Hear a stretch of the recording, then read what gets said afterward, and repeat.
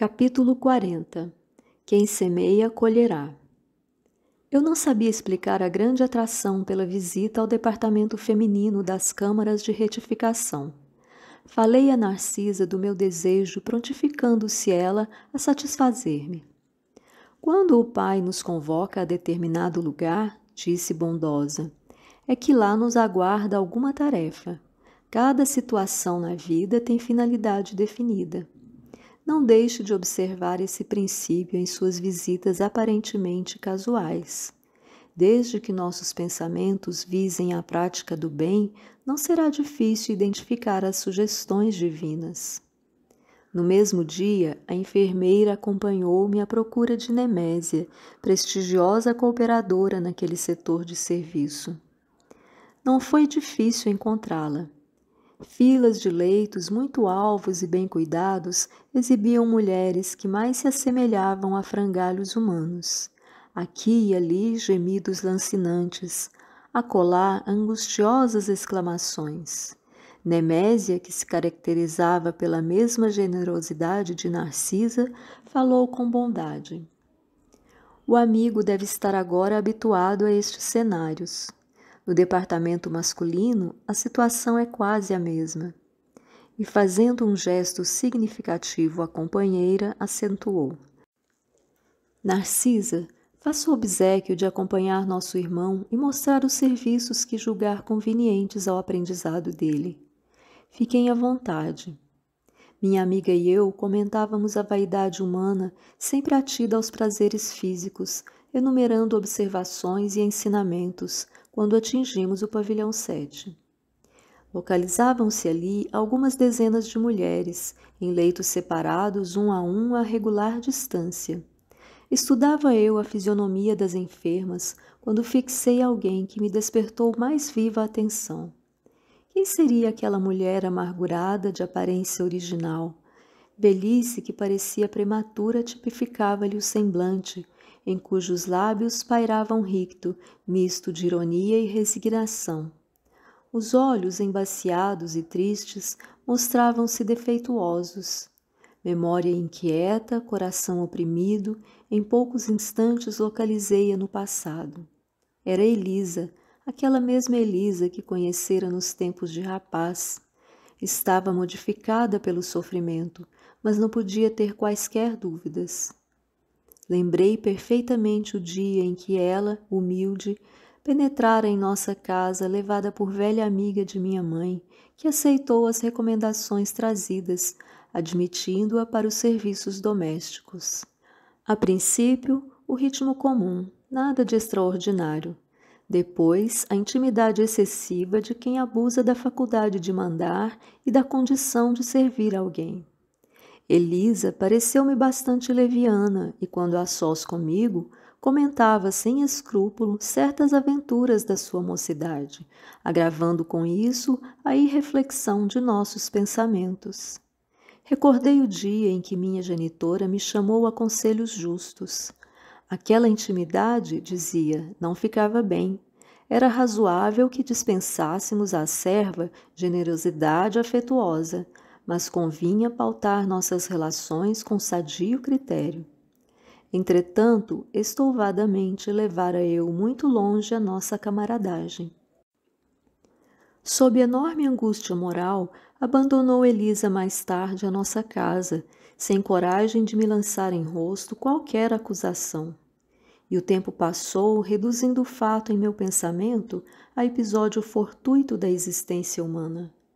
No entanto, o episódio, como alguma coisa da vida, estava também vivo. À minha frente tinha Elisa, agora vencida e humilhada. Por onde vivera a mísera criatura, tão cedo atirada a doloroso capítulo de sofrimentos? Donde vinha? Ah, naquele caso, não me defrontava o Silveira, perto de quem pudera repartir o débito com meu pai. A dívida agora era inteiramente minha. Cheguei a tremer envergonhado da exumação daquelas reminiscências, mas, qual criança ansiosa de perdão pelas faltas cometidas, dirigi-me a Narcisa pedindo orientação. Eu mesmo me admirava da confiança que aquelas santas mulheres me inspiravam. Talvez nunca tivesse coragem de pedir ao ministro Clarencio as elucidações que pedira à mãe de Lísias, e possivelmente outra seria minha conduta naquele instante se tivesse Tobias a meu lado. Considerando que a mulher generosa e cristã é sempre mãe, voltei-me para a enfermeira, confiando mais que nunca. Narcisa, pelo olhar que me endereçou, parecia tudo compreender. Comecei a falar, contendo o pranto, mas a certa altura da confusão penosa, minha amiga obtemperou. Não precisa continuar. Adivinhe o epílogo da história. Não se entregue a pensamentos destrutivos. Conheço o seu martírio moral de experiência própria. Entretanto, se o Senhor permitiu que reencontrasse agora esta irmã, é que já o considera em condições de resgatar a dívida. Vendo a minha indecisão, prosseguiu. Não tema, aproxime-se dela e reconforte-a. Todos nós, meu irmão, encontramos no caminho os frutos do bem ou do mal que semeamos. Esta afirmativa não é frase doutrinária, é realidade universal. Tenho colhido muito proveito de situações iguais a esta. Bem-aventurados os devedores em condições de pagar. E recebendo minha resolução firme de empreender o necessário ajuste de contas, acentuou. Vamos, mas não se dê a conhecer por enquanto. Faça-o depois de beneficiá-la com êxito. Isso não será difícil pelo fato de continuar ela em cegueira quase completa temporariamente. Pelas forças que a envolvem, noto-lhe a triste característica das mães fracassadas e das mulheres de ninguém. Aproximamo-nos. Tomei a iniciativa da palavra confortadora. Elisa identificou-se, dando o próprio nome e prestando de boa vontade outras informações. Havia 3 meses que fora recolhida às câmaras de retificação. Interessado em castigar a mim mesmo diante de Narcisa, para que a lição me penetrasse n'alma com caracteres indeléveis, perguntei. E sua história, Elisa? Deve ter sofrido muito? Sentindo a inflexão afetuosa da pergunta, sorriu muito resignada e desabafou. Para que lembrar coisas tão tristes? As experiências dolorosas ensinam sempre, objetei. A infeliz, que apresentava profunda modificação moral, meditou alguns momentos, como quem concatenava ideias, e falou. Minha experiência foi a de todas as mulheres doidivanas que trocam o pão bendito do trabalho pelo fel venenoso da ilusão.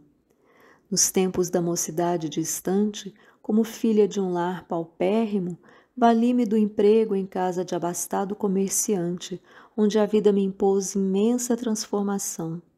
Esse negociante tinha um filho tão jovem quanto eu.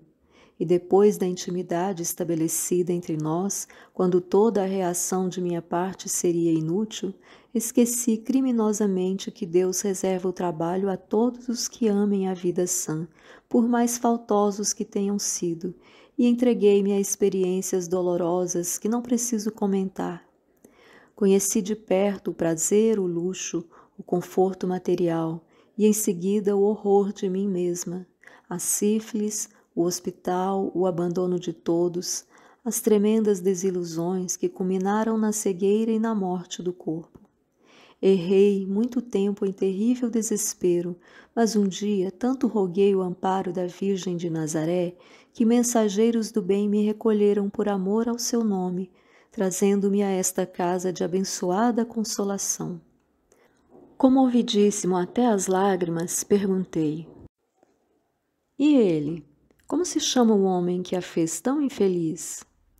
Ouvia então pronunciar meu nome e de meus pais. E você o odeia? Indaguei acabrunhado. Ela sorriu tristemente e respondeu. No período do meu sofrimento anterior, amaldiçoava-lhe a lembrança, nutrindo por ele um ódio mortal. Mas a irmã Nemésia modificou-me. Para odiá-lo, tenho de odiar a mim mesma.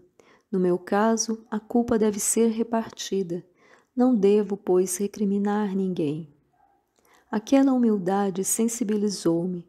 Tomei-lhe a destra sobre a qual, sem que o pudesse evitar, rolou uma lágrima de arrependimento e remorso. Ouça, minha amiga, falei com emoção forte. Também eu me chamo André e preciso ajudá-la. Conte comigo doravante. E sua voz, disse Elisa ingenuamente, parece a dele. Pois bem, continuei comovido, até agora não tenho propriamente uma família em nosso lar, mas você será aqui minha irmã do coração. Conte com meu devotamento de amigo. No semblante da sofredora, um grande sorriso parecia uma grande luz. Como lhe sou grata, disse ela enxugando as lágrimas. Há quantos anos ninguém me fala assim, nesse tom familiar, dando-me o consolo da amizade sincera. Que Jesus o abençoe. Nesse instante, quando minhas lágrimas se fizeram mais abundantes, Narcisa tomou-me as mãos maternalmente e repetiu: que Jesus o abençoe. Assine nosso canal, compartilhe, ajude-nos a divulgar esse trabalho.